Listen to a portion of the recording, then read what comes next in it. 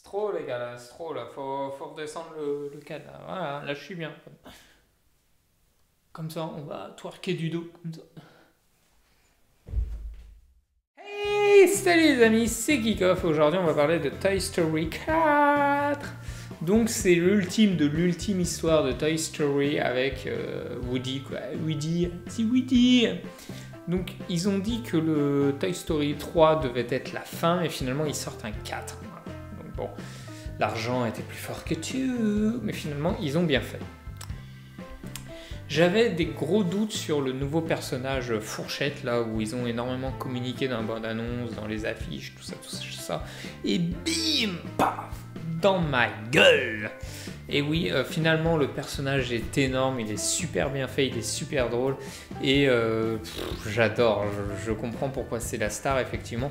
Tous ceux qui l'ont vu avaient un peu le même ressenti que moi en disant Fourchette, c'est de la merde et tout. Et finalement, tout le monde a adoré ce personnage. Voilà. Par contre, tout le monde a dit que la bergère c'était une pute, voilà, pour pas dire le mot P-U-T-E.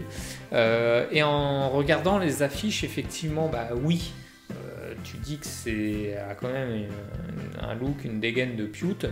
Mais en fait, dans le film, j'ai pas du tout trouvé ça, quoi. Voilà, je l'ai trouvé très bien dans le film. Autre claque. Autre claque, parce que oui, ce film a distribué des claques en voiture, voilà, ça fait déjà 2 claques là. Donc troisième claque, hein. Le film est triste, mais pratiquement tout le film, quoi. Du début à la fin, le film est triste. On sent vraiment que c'est le final et que c'est la fin de tout, quoi. La fin de cette histoire. La fin, elle est énorme, elle est super triste, elle est super belle, super émouvante. Ils avaient dit, bien sûr, forcément, c'est pour vendre le film, ils avaient dit dans la promo que c'était la plus belle fin pour conclure Toy Story et Woody et tout.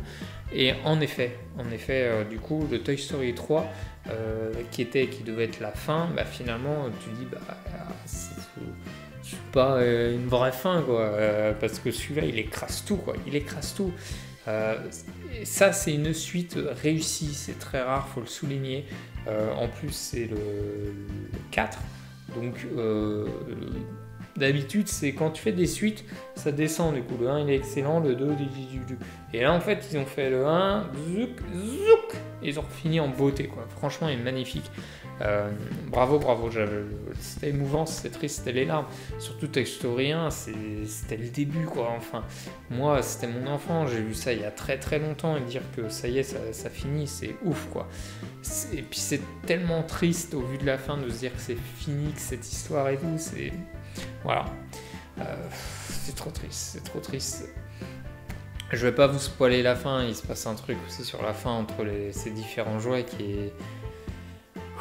Rien que d'en parler, voilà. Franchement, bravo.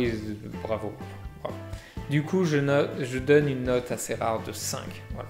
Donc mes notes assez rares, c'est 0 ou 5. Là, je donne 5, les gars, mais foncez le voir. C'est magnifique.